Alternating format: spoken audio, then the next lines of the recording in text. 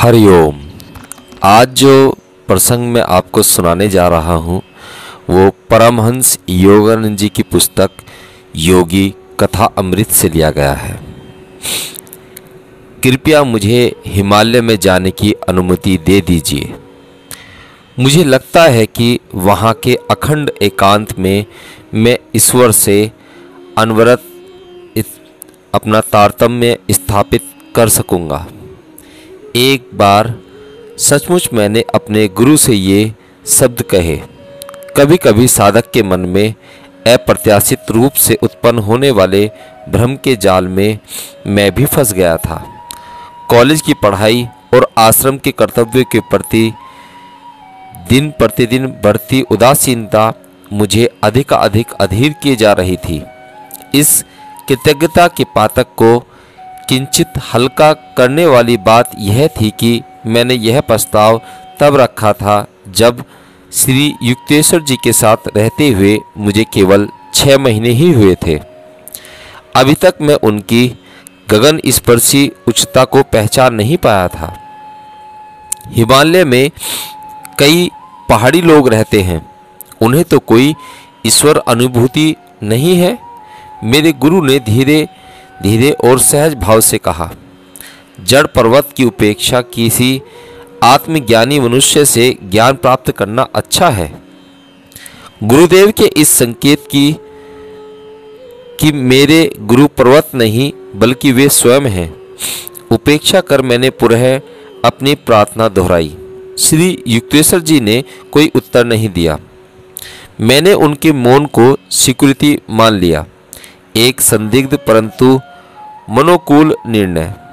उस दिन शाम को कोलकाता के अपने घर में मैं अपनी यात्रा की तैयारी करने में जुट गया।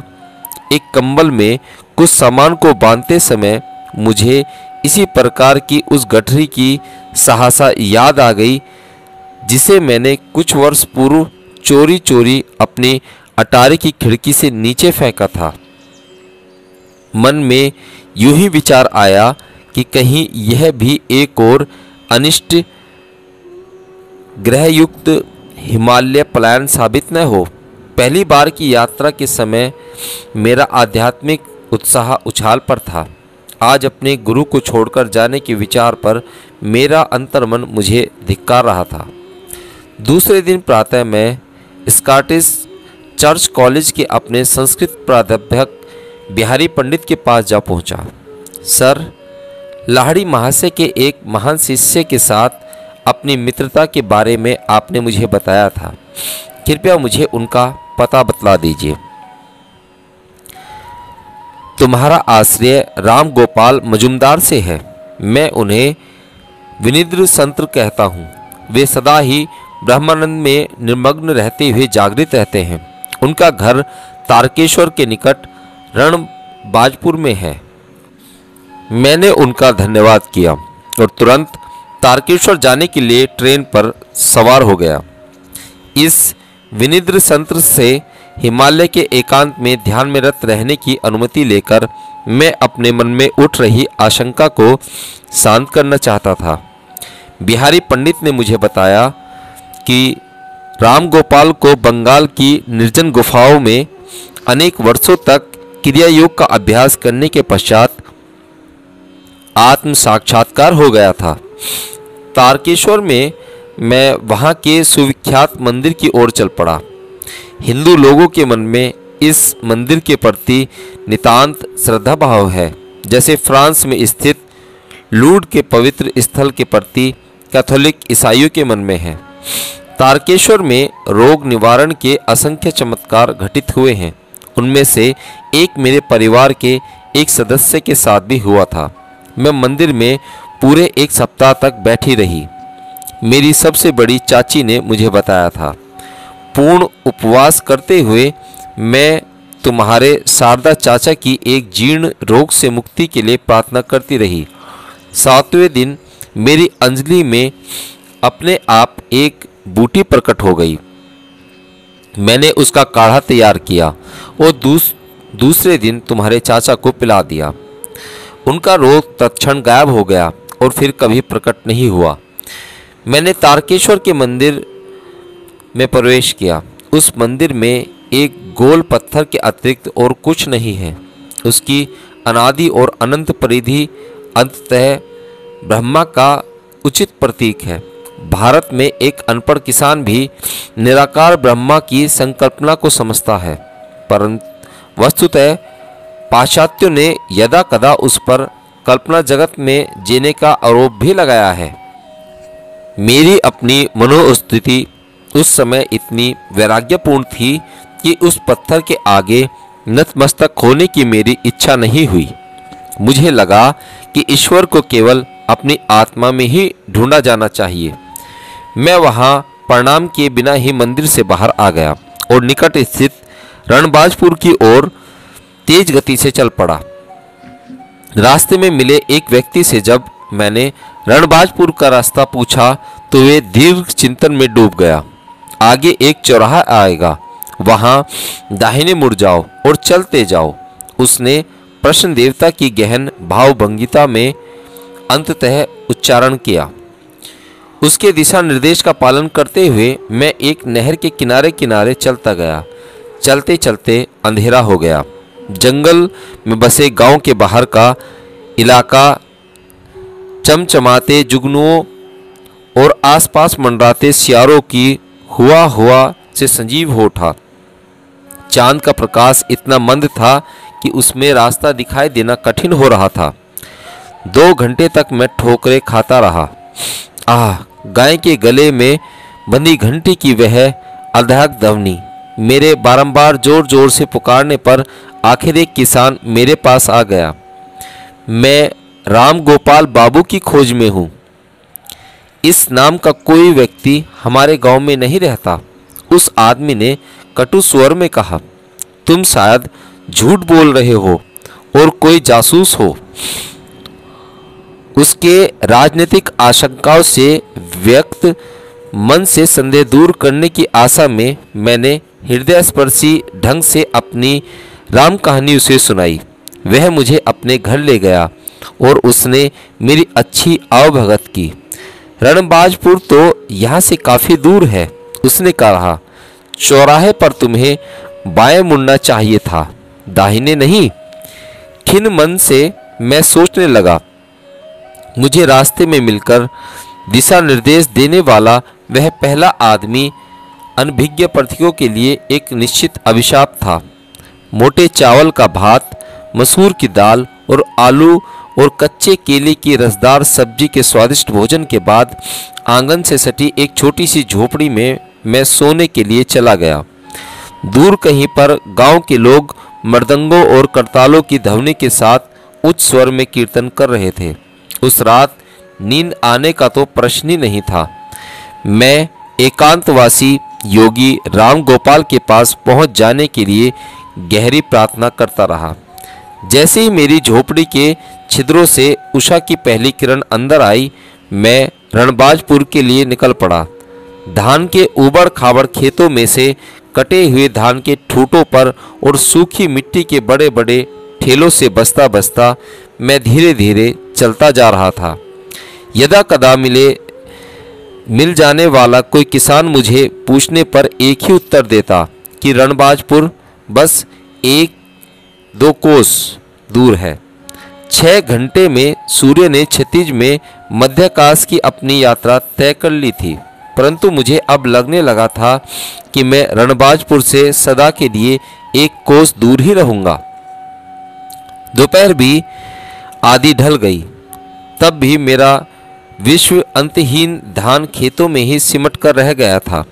आकाश से हो रही अग्नि वर्षा से बचने का कोई उपाय नहीं था और उसकी दहकता से मुझे लगभग चक्कर खाकर गिर पड़ने की अवस्था तक पहुंचा दिया था। मैंने एक व्यक्ति को आराम से टहलते हुए अपने पास आते देखा। अब मुझे उससे फिर वही प्रश्न पूछने का साहस भी नहीं हो रहा था कि कहीं वह बस 1 कोस का उत्तर न मिले। वह आदमी मेरे पास आकर रुक गया। नाटे कद और लंबे पतले शरीर का वह आदमी अपनी हृदयवेदी काली तेजस्वी आंखों के अतिरिक्त दिखने में कोई पूर्णतः अप्रभावशाली था। मैं रणबाजपुर से जाने वाला था, परंतु तुम्हारा उद्देश्य अच्छा था, इसलिए मैंने तुम्हारी प्रतीक्षा की। मेरे विस्मयचकित चेहरे के आगे उंगली नचाते हुए उसने आगे कहा, तुम बिना सूचित किए मुझ पर झपट पड़ने की चतुराई दिखाना चाहते थे ना। इस प्राध्यापक बिहारी को कोई अधिकार ही नहीं था कि वह तुम्हें मेरा पता दे दे। इस सिद्ध को अपना परिचय देना अब केवल शब्दांडर ही होगा। यह सोचकर अपने ऐसे स्वागत पर कुछ दुखित अंतःकरण में मैं अवाक खड़ा रहा। अचानक उन्होंने अगला प्रश्न किया, अच्छा बताओ तो तुम्हारे विचार में भगवान कहाँ है? क्यों? वह मेरे भीतर और सर्वत्र है। निश्चित ही मेरी व्याकुलता मेरे चेहरे पर पूर्णतः प्रकट हो रही थी। सर्वव्यापी, हाँ, वे दबी हंसी हंसे। तब क्यों युवक महोदय, तुमने कल तारकेश्वर मंदिर में प्रस्तर प्रतीक में विद्यमान ब्रह्मा के आगे सिर नहीं झुकाया? तुम्हारे अभिमान के कारण ही तुम्हें उस पथिक द्वारा, जिसने दाहिने बाएं के सूक्ष्म भेदों की चिंता नहीं की, गलत दिशा निर्देश दिए जाने का दंड मिला। आज भी तुम्हें काफ़ी मुसीबतें झेलनी पड़ी हैं। मैं इस बात से विस्मय भोर था कि मेरे सामने खड़े अति सामान्य दिखने वाले उस शरीर में सर्वव्यापी दृष्टि छिपी हुई थी और उनकी बात से मैं पूर्णतः सहमत हुआ। योगी से एक व्याथा निवारक शक्ति हो रही थी। मैं उस दाहक खेत में भी तत्क्षण ताजगी अनुभव करने लगा। भक्त में यह सोचने की प्रवृत्ति होती है कि उसने जो मार्ग अपनाया है वही ईश्वर प्राप्ति का एकमेव मार्ग है। उन्होंने कहा, योग, इससे अपने भीतर ही ईश्वर मिल जाता है, निसंशय सर्वोच्च मार्ग है, जैसा कि लाहिड़ी महाशय ने हमें बताया है। परंतु भीतर ईश्वर की प्राप्ति हो जाने पर हम शीघ्र ही बाहर भी उसकी अनुभूति करते हैं। तारकेश्वर तथा अन्य स्थानों के पवित्र मंदिरों के प्रति उन्हें आध्यात्मिक शक्ति के केंद्र मानकर जो श्रद्धा भाव लोगों में है वह बिल्कुल सही है। योगेश्वर की आलोचनात्मक वृत्ति का अब अंतर्हित हो गई। उनके नेत्र करुणाद्रवित से स्निग्ध हो उठे। उन्होंने मेरा कंधा थपथपाया। छोटे योगी, मैं देख रहा हूँ कि तुम अपने गुरु से दूर भाग रहे हो। उनके पास वह सब कुछ है जिसकी तुम्हें आवश्यकता है। तुम्हें उनके पास लौट जाना चाहिए। आगे उन्होंने कहा, पर्वत तुम्हारे गुरु नहीं बन सकते। 2 दिन पहले श्री युक्तेश्वर जी द्वारा प्रकट किया गया वही विचार, सिद्ध जन केवल पर्वतों में ही निवास करें, ऐसी कोई विधि का विधान नहीं है।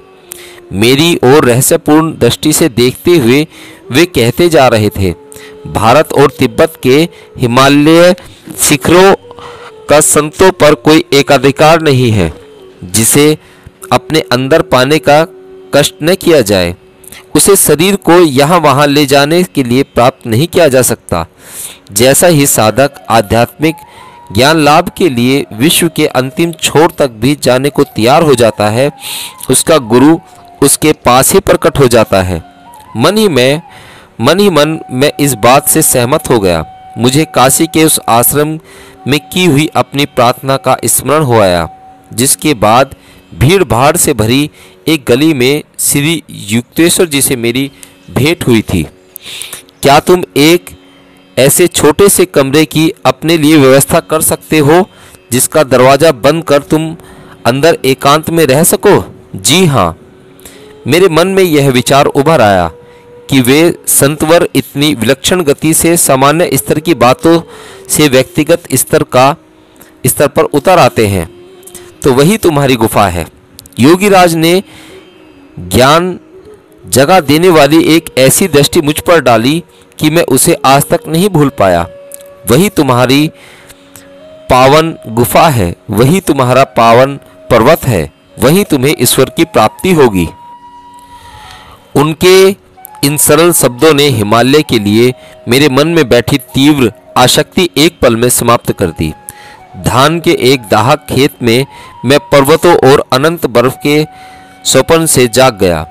युवक महोदय, तुम्हारी ईश्वर लालसा प्रशंसनीय है। मैं तुम्हारे प्रति तीव्र प्रेम अनुभव कर रहा हूँ। राम गोपाल बाबू ने मेरे हाथ अपने हाथ में पकड़ा और जंगल में बनी खुली जगह में बसी एक छोटी सी विचित्र सी लगने वाली बस्ती में मुझे ले गए। इस बस्ती में घर मिट्टी के बने हुए थे। उनकी छतें नारियल के पत्तों से बनी थी। प्रवेश द्वारों को ताजे फूलों से सजाया गया था। अपनी छोटी सी कुटीर में ले जाकर संत महाराज ने मुझे एक बांस के मचान पर बैठाया।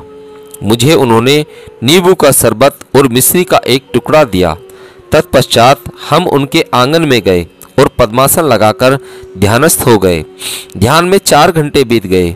मैंने आंखें खोलकर देखा तो चंद्रमा के प्रकाश में योगी राज की मूर्ति निश्चल बैठी थी। मैं अपने पेट को दृढ़तापूर्वक याद दिला रहा था कि मनुष्य केवल अन्न से ही जीवित नहीं रहता। तभी राम गोपाल अपने आसन से उठ खड़े हुए। मैं देख रहा हूँ कि तुम्हें बहुत जोर से भूख लगी है, उन्होंने कहा। भोजन अभी तैयार हो जाएगा। आंगन में ही उन्होंने मिट्टी के एक चूल्हे में आग जलाई। थोड़ी ही देर में हम केले के विशाल पत्तों पर चावल और दाल खा रहे थे। उन्होंने खाना बनाने में मेरी ओर से कोई सहायता स्वीकार नहीं की थी। अतिथि देवो भव की हिंदू लोकोक्ति का भारत में अनादिकाल से श्रद्धापूर्वक पालन किया जा रहा है। बाद में अपनी विश्व भ्रमण यात्राओं में मैं यह देखकर अत्यंत आनंदित हुआ कि अनेक देशों के देहाती इलाकों में अतिथियों का इसी प्रकार सम्मान किया जाता है। शहरी लोगों में अपरिचित चेहरों की अति बहुलता के कारण अतिथि सेवा का उत्साह ठंडा पड़ गया है। उस छोटी सी जंगल बस्ती के एकांत में योगी वर के पास बैठे बैठे मनुष्य की भीड़ भाड़ से भरे स्थान कल्पनातीत रूप से सुदूर लग रहे थे। कुटीर का वह छोटा सा कमरा एक मृदु प्रकाश में रहस्यमय रूप से आलोकित किया जा रहा था। राम गोपाल ने मेरा बिस्तर बनाने के लिए कुछ फटे कंबल जमीन पर बिछा दिए और स्वयं एक चटाई पर बैठ गए। उनके आध्यात्मिक आकर्षण से विभोर होकर मैंने साहस बटोरकर एक निवेदन उनसे किया। महाराज, मुझे आप समाधि क्यों नहीं प्रदान कर देते? प्रिय वत्स, मैं खुशी से तुम्हें यह इस संपर्क करा देता, परंतु इसका मुझे अधिकार नहीं है। उन्होंने अपने नेत्रों से मेरी ओर देखा। शीघ्र ही तुम्हारे गुरुदेव तुम्हें वह अनुभव प्रदान करेंगे। इस क्षण तुम्हारा शरीर उसके लिए तैयार नहीं है।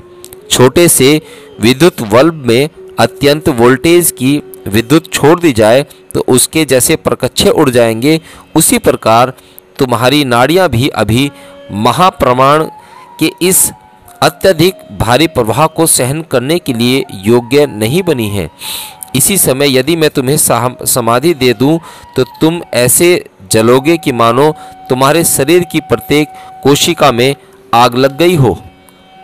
तुम मुझसे ब्रह्म ज्ञान चाहते हो। योगीराज योगीवर सोच में डूबे हुए आगे कहते जा रहे थे, जबकि तुम्हारा नगण्य व्यक्ति मैं हूँ और अपनी अल्पज्ञ ध्यान धारणा मैंने की है। इससे मैं स्वयं इस अचरज में हूँ कि क्या मैं भगवान को प्रसन्न करने में सफल हो पाया हूँ और उसकी दृष्टि में अंतिम मूल्यांकन के समय मेरा मूल्य क्या होगा। महाराज, क्या आप लंबे समय से अनन्य भाव से ईश्वर प्राप्ति का प्रयास नहीं करते आ रहे हैं? मैंने कुछ खास नहीं किया है। बिहारी ने तुम्हें मेरे जीवन के विषय में अवश्य ही कुछ बताया होगा। 20 साल तक मैं एक निर्जन गुफा में प्रतिदिन 18 घंटे ध्यान करता था। फिर मैं उससे भी अधिक दुर्गम क्षेत्र में एक गुफा में जाकर 25 साल तक रहा।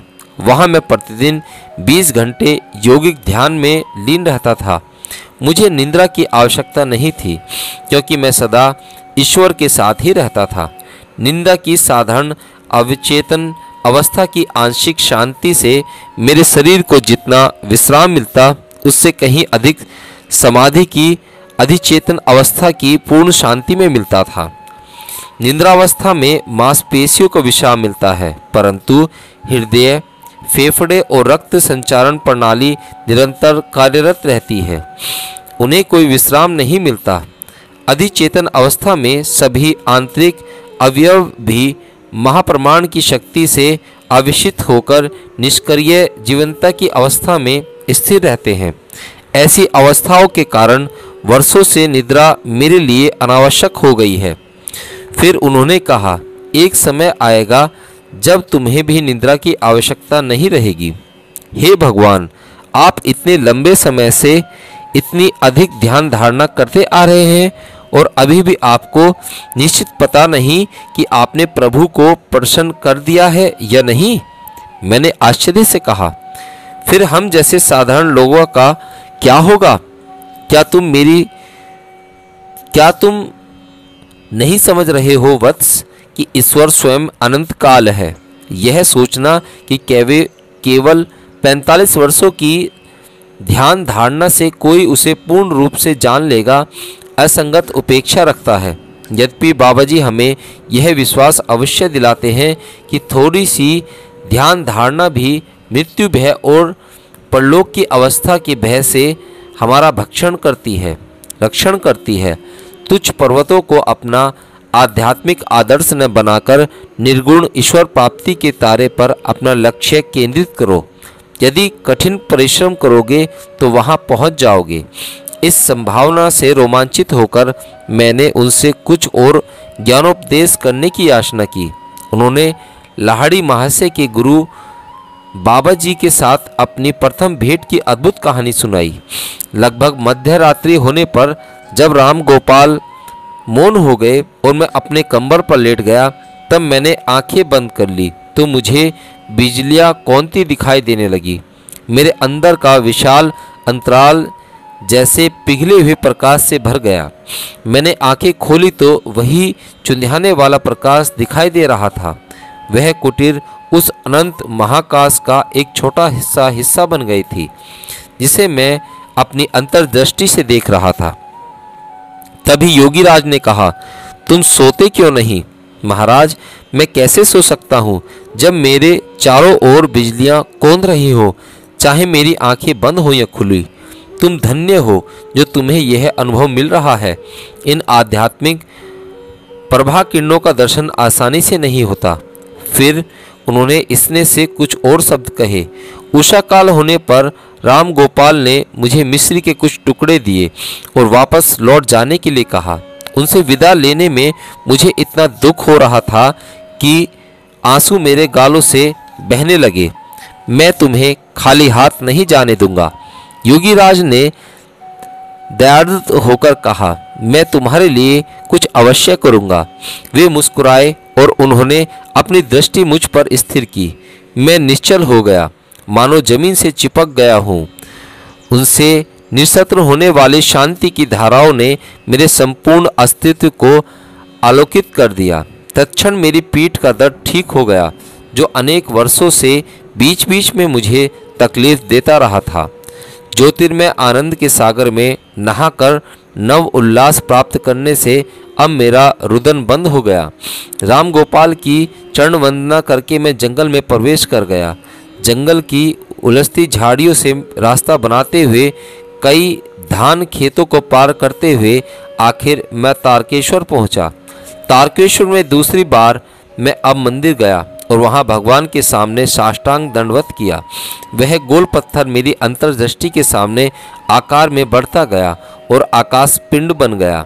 उसमें वलियों पर विलय, आंचल पर आंचल सभी ईश्वर की प्रभा से ओतप्रोत होने लगे। 1 घंटे बाद मैं खुशी खुशी कोलकाता की गाड़ी में बैठ गया। मेरी यात्राओं का अंत हो गया, पर्वतों में नहीं बल्कि अपने गुरु के हिमालय सदृश व्यक्ति के चढ़ने में। हरिओम।